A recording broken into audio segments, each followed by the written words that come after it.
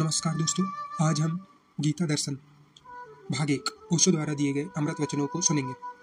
शास्त्र की ऊंची ऊंचाई मानस है, शब्द की ऊंची से ऊंची संभावना मानस है। जहाँ तक मन है वहाँ तक प्रकट हो सकता है, जहाँ मन नहीं है वहाँ सब अप्रकट रहता है। गीता ऐसे मनोविज्ञान है जो मन के पार इशारा करता है, लेकिन है मनोविज्ञान ही। अध्यात्म शास्त्र उसे मैं नहीं कहूँगा, और इसलिए नहीं कि कोई और अध्यात्म शास्त्र है। कहीं कोई अध्यात्म का शास्त्र नहीं है। अध्यात्म की घोषणा ही यही है कि शास्त्र में संभव नहीं है। मेरा होना शब्द में मैं नहीं समझाऊंगा। कोई बुद्धि की सीमा रेखा में नहीं मुझे बांध सकता। जो सब सीमाओं का अतिक्रमण कर जाता है और उस शब्दों को व्यर्थ कर जाता है, वैसे जो अनुभूति है उसका नाम अध्यात्म है। और दुनिया में अनेक अनेक ग्रंथ में अद्भुत सत्य है, लेकिन गीता विशिष्ट है। और उसका कुल कारण इतना है कि वह धर्मशास्त्र कम, मनसशास्त्र, साइकोलॉजी ज़्यादा है। उसमें कोरे स्टेटमेंट नहीं है कि वह पहला मनोविज्ञान है, वह पहली साइकोलॉजी है। अगर मेरा बस चले तो कृष्ण को मनोविज्ञान का पिता मैं कहना चाहूँगा। वे पहले व्यक्ति है जो दुविधाग्रस्त माइंड इन क्लिप, संतापग्रस्त मन, खंड खंड टूटे हुए संकल्प को अखंड और इंटीग्रेट करने की कहे कि वे पहले आदमी है जो साइको एनालिसिस का, मनस विश्लेषण का उपयोग करता है। सिर्फ मनस विश्लेषण का ही नहीं, बल्कि साथ ही एक और दूसरी बात का भी मनस संश्लेषण कर, साइकोथेसिस का भी। तो कृष्ण सिर्फ फ्राइड की तरह मनोविश्लेषक नहीं है, वे संश्लेषक भी है। वे मन की खोज ही नहीं करते क्या क्या खंड है उसके, वे इसकी खोज भी करते हैं कि वे कैसे अखंड इंडिविजुअल को उपलब्ध हो। अर्जुन कैसे खंड अखंड हो जाए। ओशो। अध्याय 1 प्रवचन। विचारवान अर्जुन और युद्ध का धर्म संकट। अध्याय 1 श्रीमद् भगवद गीता प्रथम अध्याय। धृतराष्ट्र उवाच धर्मक्षेत्रे कुरुक्षेत्रे समवेता युत्सवा मम कामः पांडवश्च किं कुर्वत् संजयः। धृतराष्ट्र बोले, हे संजय, धर्मभूमि कुरुक्षेत्र में इकट्ठे हुए युद्ध की इच्छा वाले मेरे और पांडु के पुत्रों ने क्या किया। धृतराष्ट्र की आंखों से अंधे थे, लेकिन आंखें ना होना से वासना नहीं मिट जाती, आँख के ना होने से कामना नहीं मिट जाती। काश सूरदास ने धृतराष्ट्र का ख्याल कर लिया होता तो आंखें फोड़ने की कोई जरूरत ना होती। सूरदास ने आंखें फोड़ ली थी इसलिए कि ना रहेगी आंखें, ना मन में उठेगी कामना, ना उठेगी वासना। और आंखों से कामना नहीं उठती, कामना उठती है मन से। आंखें फूट भी जाए तो फोड़ भी डाली जाए तो भी वासना का कोई अंत नहीं है। गीता की यह अद्भुत कथा एक अंधे आदमी की जिज्ञासा से शुरू होती है। असल में इस जगत में सारी कथाएं बंद हो जाए अगर अंधा आदमी ना हो तो। इस जीवन की सारी कथाएं अंधे आदमी की जिज्ञासा से शुरू होती है। अंधा आदमी भी देखना चाहता है, उसे दिखाई नहीं पड़ता। बहरा भी सुनना चाहता है, उसे जो सुनाई नहीं पड़ता। सारी इंद्रियां भी खो जाए तो भी मन के भीतर छिपी हुई वृत्तियों का कोई विनाश नहीं होता। तो पहली बात तो आपसे यह कहना चाहूँगा कि स्मरण रखिए, धृतराष्ट्र अंधे हैं, लेकिन युद्ध के मैदान पर क्या हो रहा है मीलों दूर बैठे उनका मन उसके लिए उत्सुक, जानने को पीड़ित, जानने को आतुर है। दूसरी बात यह भी स्मरण रखिए कि अंधे धृतराष्ट्र के 100 पुत्र हैं, लेकिन अंधे व्यक्तित्व की संतति आँख वाली नहीं हो सकती। भला ऊपर से आंखें दिखाई पड़ती हो अंधे व्यक्ति से जो जन्म पाता है, और शायद अंधे व्यक्तियों से ही लोग जन्म पाते हैं जो भला ऊपर की आँख हो, भीतर की आँख पाना कठिन है। यह दूसरी बात भी समझ लेनी जरूरी है कि धृतराष्ट्र से जन्मे हुए 100 पुत्र सब तरह से अंधा व्यवहार कर रहे थे। आंखें उनके पास थी, लेकिन भीतर की आंखें नहीं थी। अंधे से अंधापन ही पैदा हो सकता है। फिर भी यह पिता क्या हुआ, क्या जानने को उत्सुक है। तीसरी बात यह भी ध्यान रख लेनी जरूरी है, धृतराष्ट्र कहते हैं धर्म के उस कुरुक्षेत्र में युद्ध के लिए इकट्ठे हुए। जिस दिन धर्म के क्षेत्र में युद्ध के लिए इकट्ठा होना पड़े उस दिन धर्म क्षेत्र बचता नहीं है, और जिस दिन धर्म के क्षेत्र में भी लड़ना पड़े उस दिन धर्म के भी बचने की संभावना समाप्त हो जाती है। रहा होगा वह धर्म क्षेत्र तथा था नहीं रहा होगा कभी, पर आज तो वहाँ एक दूसरे को काटने को आतुर सब लोग इकट्ठे हुए थे। यह प्रारंभ भी अद्भुत है, इसलिए भी अद्भुत है कि अधर्म क्षेत्रों में क्या होता होगा उसका हिसाब लगाना मुश्किल है। धर्म क्षेत्र में क्या होता है वह धृतराष्ट्र संजय से पूछते हैं। वह युद्ध के लिए आतुर मेरे पुत्रों और उनके विरोधियों ने क्या कर रहे हैं वह मैं जानना चाहता हूँ। धर्म का क्षेत्र पृथ्वी पर शायद बन नहीं पाया अब तक, क्योंकि धर्म क्षेत्र बनेगा तो युद्ध की संभावना समाप्त हो जानी चाहिए। युद्ध की संभावना बनी ही है और धर्म क्षेत्र भी युद्धरत हो जाता है, तो हम अधर्म को क्या दोष दें, क्या निंदा करें। सच तो यह है कि अधर्म के क्षेत्रों में शायद कम युद्ध हुए हैं, धर्म के क्षेत्रों में ज़्यादा युद्ध हुए हैं। और अगर युद्ध और रक्तपात के हिसाब से हम विचार करने चले तो धर्म क्षेत्र ज़्यादा अधर्म क्षेत्र मालूम पड़ेंगे बजाय अधर्म क्षेत्र के। यह व्यंग्य भी समझ लेना, जैसे धर्म क्षेत्र पर अब तक युद्ध होता रहा है और आज होने लगा है, ऐसा भी ना समझ लेना कि आज ही मंदिर और मस्जिद युद्ध के अड्डे बन गए हो। हजारों साल पहले जब हम कहे कि बहुत भले लोग थे पृथ्वी पर और कृष्ण जैसा अद्भुत आदमी मौजूद था, तब भी कुरुक्षेत्र के धर्म क्षेत्र पर लोग लड़ने को इकट्ठे हुए थे।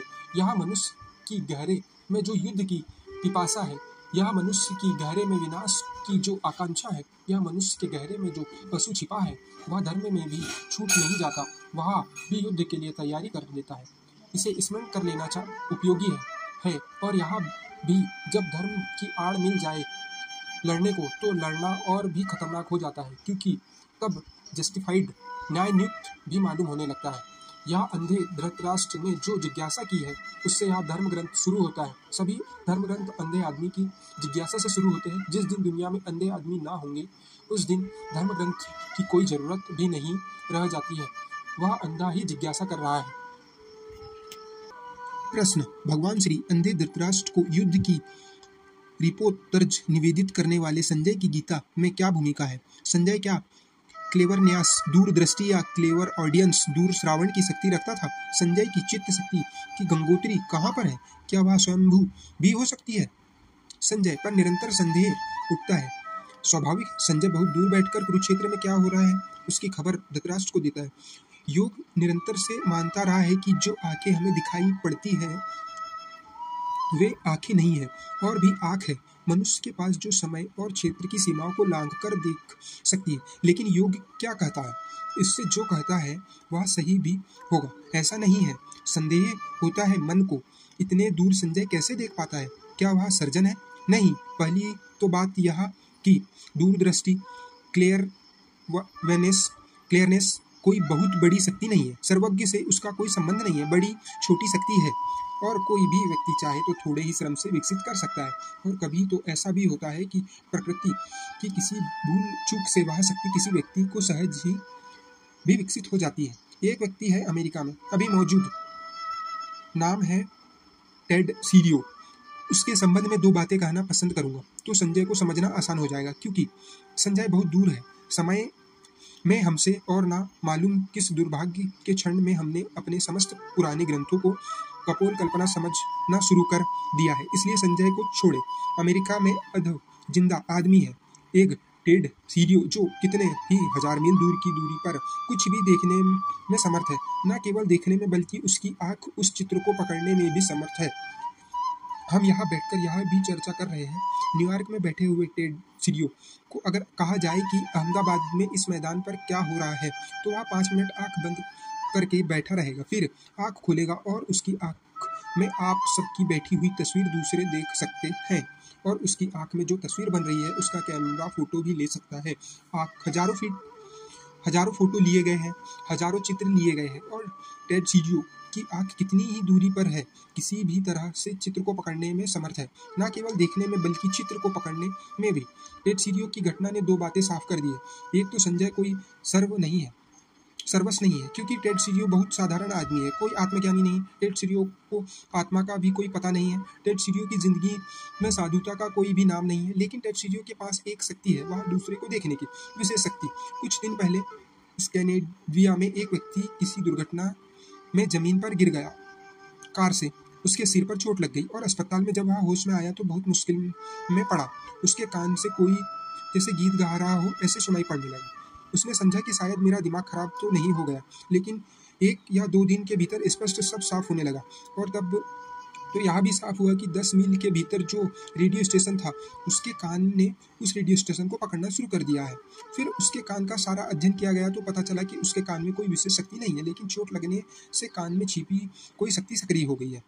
ऑपरेशन करना पड़ा, क्योंकि अगर 24 घंटे ऑन ऑफ करने का कोई उपाय नहीं था, अगर उसे कोई स्टेशन सुनाई पड़ने लगे तो वह आदमी पागल ही हो जाएगा। पिछले 2 वर्ष पहले इंग्लैंड में एक महिला को दिन में ही आकाश के तारे दिखाई पड़ने शुरू हो गए।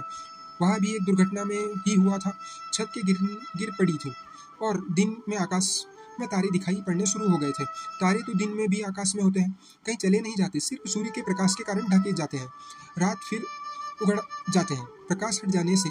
लेकिन आंखें अगर सूर्य के प्रकाश को पार करके देख पाए तो दिन के भीतर तारों को देख सकती है।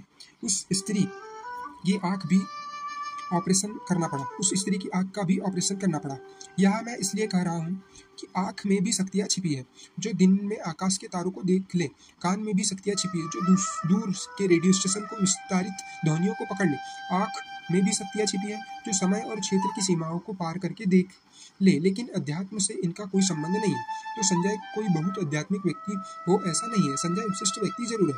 वह दूर युद्ध के मैदान पर जो हो रहा है उसे देख पा रहा है और संजय को इस शक्ति के कारण कोई परमात्मा, कोई सत्य की उपलब्धि हो गई हो ऐसा भी नहीं है। संभावना तो यही है कि संजय इस शक्ति का उपयोग करके ही समाप्त हो गया हो। अक्सर ऐसा होता है, विशेष शक्तियाँ व्यक्ति को बुरी तरह भटका देती है। इसलिए योग निरंतर कहता है कि चाहे शरीर सामान्य शक्तियाँ हो, चाहे मन की साइकिक पावर की विशेष शक्तियाँ हो, शक्तियों में जो उलझता है वह सत्य तक नहीं पहुँच पाता। पर यह संभव है। और इधर पिछले 100 वर्षों में पश्चिम में साइकिक रिसर्च ने बहुत काम किया है और अब किसी आदमी को संजय पर संदेह करने का कोई कारण वैज्ञानिक आधार पर भी नहीं रह गया है। और ऐसा ही नहीं है कि अमेरिका जैसे धर्म को स्वीकार करने वाले देश में ऐसा हो रहा हो। रूस के भी मनोवैज्ञानिक मनुष्य की अनंत शक्तियों पर स्वीकार निरंतर करते चले जा रहे हैं। और अभी चांद पर जाने की घटना के कारण रूस और अमेरिका के सारे मनोवैज्ञानिक पर एक नया काम आ गया है और वह यह है कि यंत्रों पर बहुत भरोसा नहीं किया जा सकता। और जब हम अंतरिक्ष की यात्रा पर पृथ्वी के वासियों को भेजेंगे तो हम उन्हें गहन खतरे में भेज रहे हैं। अगर यंत्र जरा भी बिगड़ जाए तो उनसे हमारे संबंध सदा के लिए टूट जाएंगे और फिर हम कभी पता भी नहीं लगा सकेंगे कि वे यात्री कहाँ खो गए, वे जीवित है, जीवित नहीं है, वे किस अंत में भटक गए हैं। हम उनका कोई भी पता ना लगा सकेंगे। इसलिए एक सब्स्टिट्यूट, एक परिपूरक व्यवस्था की तरह दूर से बिना यंत्र के देखा जा सके, सुना जा सके, खबर भेजी जा सके, इसके लिए रूस और अमेरिका दोनों के वैज्ञानिक प्रयोगशालाएं अति आतुर हैं। और बहुत देर ना होगी कि रूस और अमेरिका दोनों के पास संजय होंगे, हमारे पास नहीं होंगे। संजय कोई बहुत आध्यात्मिक व्यक्ति नहीं है, लेकिन संजय के पास एक विशेष शक्ति है जो सबके पास भी है और विकसित हो सकती है।